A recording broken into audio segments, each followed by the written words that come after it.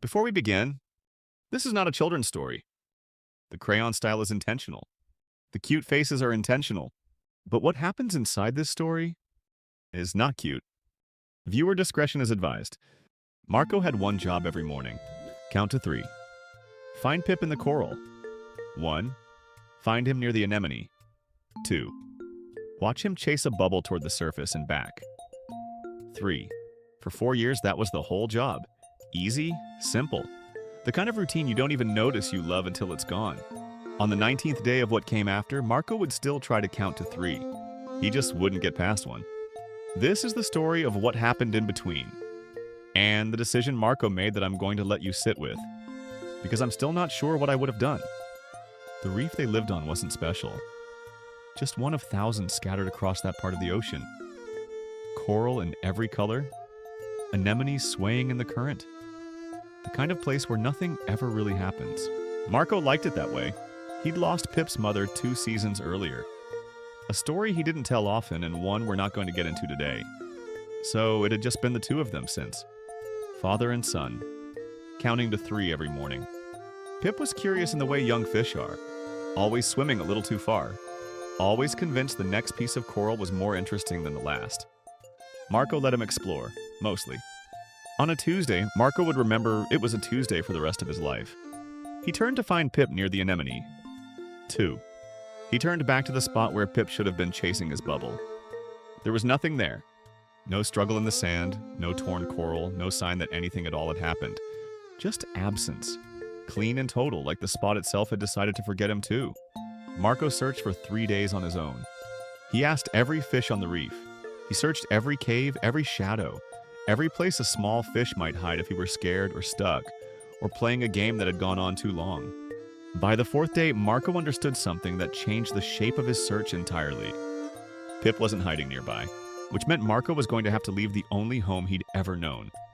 And out there, past the edge of the reef, he was going to meet someone who would make him wish for the rest of his life that he never had. He asked everyone he passed. A school of silverfish near the drop-off. An old crab who'd lived on the reef longer than Marco had been alive. A pair of eels who kept to themselves but knew the currents better than anyone. Nobody had seen Pip, but the old crab said something that stuck with Marco. Something he wouldn't fully understand until much later. Things go missing out past the blue current, the crab said. Always have. Nobody talks about it much. Easier not to. Marco asked what he meant. The crab just pulled back into his shell and didn't answer again. He found her on the 5th day, just past that same blue current the crab had warned him about. A blue fish, bright and round-eyed, humming something to herself as she drifted near a cluster of rocks. She noticed him before he said a word. "You look lost," she said, smiling. "I'm Luna. I get lost too. All the time, actually. I don't really remember why."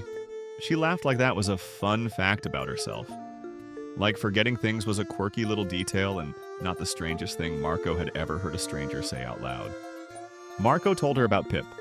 The whole story, start to finish. Luna's face fell immediately, genuinely. Her eyes went wide and sad in a way that felt completely real. "That's awful," she said. "I'll help you look. I'm actually really good at finding things, I think. I don't totally remember, but it feels true." Marco should have asked more questions right there. Looking back, that's the moment he replays the most. But he was exhausted and frightened, and Luna's offer was the first kindness anyone had shown him in 5 days. So he said yes. He had no idea that saying yes would mean 19 days of watching this fish smile at him, and no idea what he'd eventually find written across her teeth. The first few days were almost pleasant in a strange way. Luna talked constantly. About nothing, mostly. The shape of clouds from underwater. A song she half remembered but couldn't place.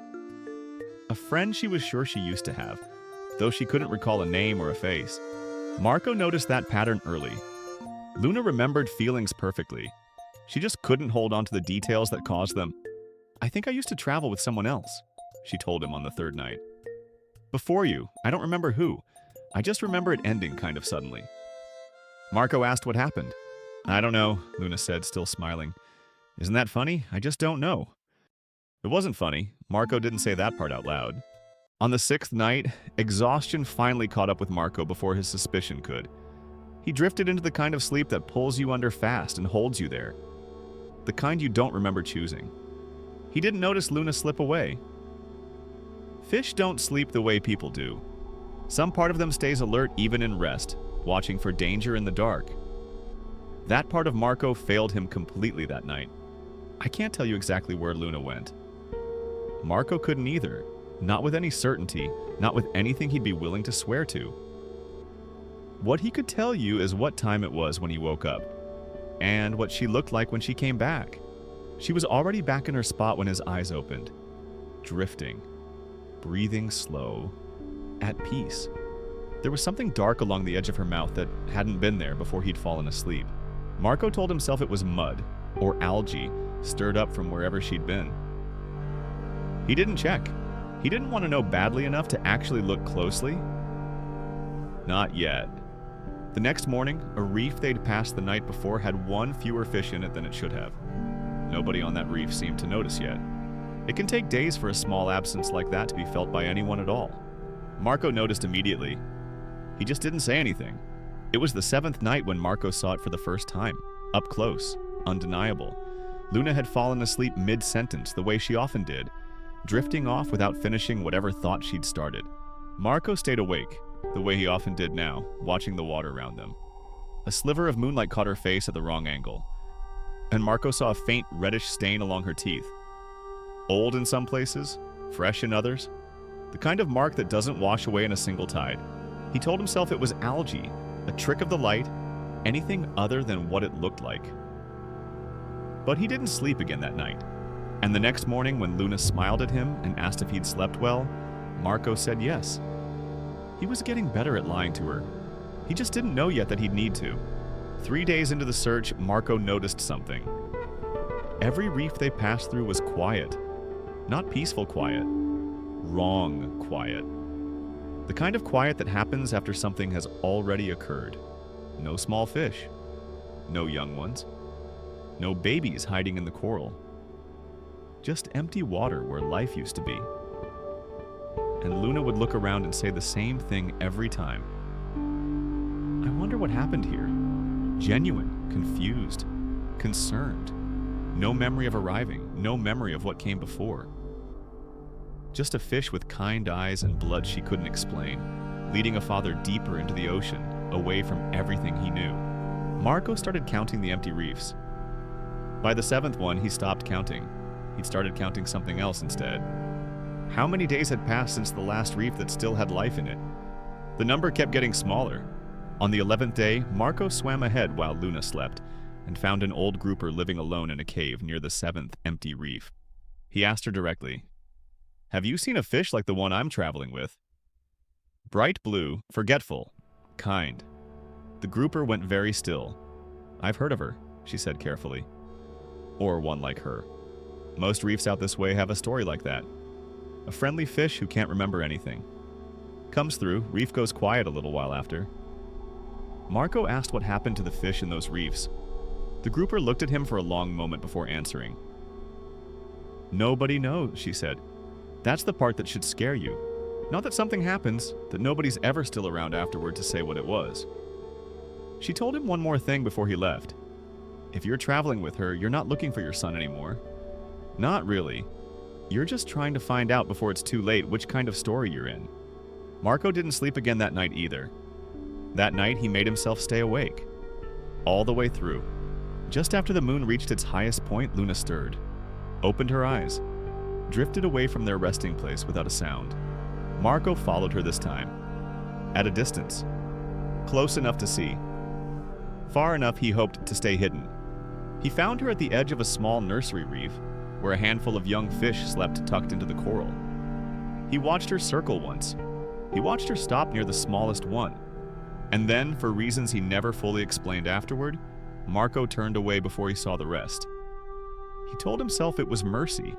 For her. For himself. He still isn't sure which. When she returned to their resting spot an hour later, there were pale scales caught at the corner of her mouth. 3 of them. Catching the moonlight like tiny broken shells. Luna didn't wake fully. She murmured something soft and wordless and drifted back into whatever peaceful place she went to in her sleep. Marco lay beside her until morning, staring at nothing, listening to her breathe. Marco started watching Luna differently after that night. Not as a companion, as evidence. He noted every gap in her memory. Every time she mentioned a friend she couldn't name, a place she half remembered, a feeling without a cause attached to it. He started to understand the shape of what was happening to her, even if he didn't understand the why. Luna wasn't lying to him. She genuinely, completely didn't know. That was the part Marco couldn't make sense of. It would have been simpler if she were hiding something. Simpler if there were a decision being made somewhere. A choice. A motive he could point to and call evil. Instead, there was just emptiness. A fish who woke up every day a slightly different version of herself, with no thread connecting one day to the next. If something terrible was happening in the spaces she couldn't remember, she would never carry the weight of it. Marco would have to carry all of it, for both of them. By the 16th day, Marco had a decision forming in the back of his mind that he wasn't ready to look at directly. He could leave, turn back, continue searching for Pip on his own, away from Luna, away from whatever was happening in the reefs behind them. Or he could stay close enough to find out the truth. Whatever that truth turned out to be, he told himself he was staying to find Pip. By the 18th day, he wasn't sure that was still true. On the 19th day, Marco found a small fin wedged between two rocks near a reef that had gone quiet 3 nights earlier. He knew it before he let himself know it. He didn't scream. He didn't cry. He picked it up gently, the way you'd pick up something that used to be precious to someone, and held it against himself in the dark water. Then he looked over at Luna. She was 3 feet away, humming quietly to herself, completely at peace.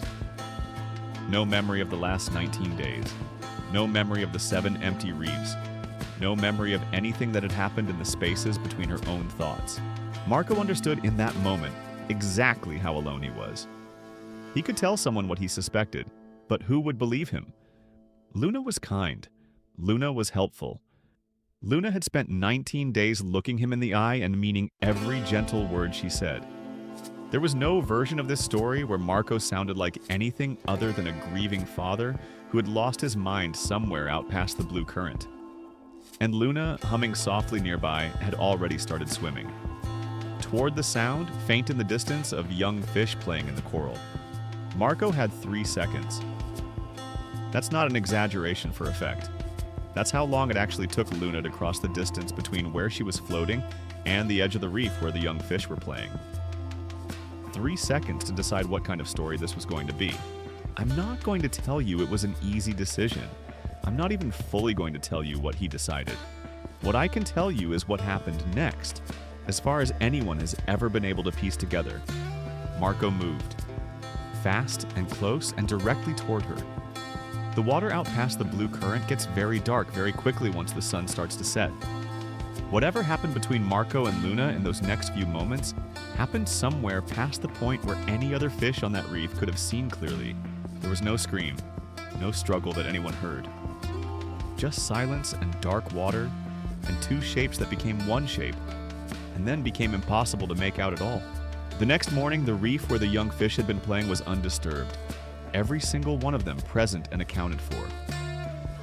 A single fish swam away from that reef at dawn, alone. Nobody who saw him swim past could quite agree afterward on whether it had been Marco. The young fish in that reef grew up, told their own children eventually about a strange, quiet morning when they were very small. Nothing happened, they'd say. We just remember it being quiet. And then it wasn't quiet anymore, and that was that. None of them ever saw a bright blue fish again. Not on that reef. Not on any reef nearby. Not in any story anyone ever told afterward. I want to give you 2 ways to think about what happened to Marco, because I think you deserve both, the same way I've offered that choice before on this channel. The first is the simple one. Grief changes people. Sometimes it changes what they're capable of. Marco lost his son to something he couldn't explain, and somewhere out past the blue current, he found a version of justice that nobody back home would ever be able to understand, let alone forgive. The second way to think about it is harder to sit with. What if Luna never did anything at all? What if the empty reefs, the missing young fish, The blood Marco thought he saw, what if all of it was simply the story a grieving, exhausted, frightened father told himself? Because the alternative that Pip was simply gone, for no reason, with no one to blame, was a story he couldn't survive telling instead. Nobody who actually witnessed those final 3 seconds in the dark water has ever come forward to say which version is true. Maybe nobody ever will. What we do know is this: Marco was never seen on his home reef again. The fin he found on the 19th day was buried quietly near the anemone, in the spot where Pip used to chase his bubble every morning. And sometimes, late at night, fish near that reef say they can still hear something. Soft, distant, almost like humming. If this story got to you, I have another one waiting that might affect you differently. It's already in your recommendations.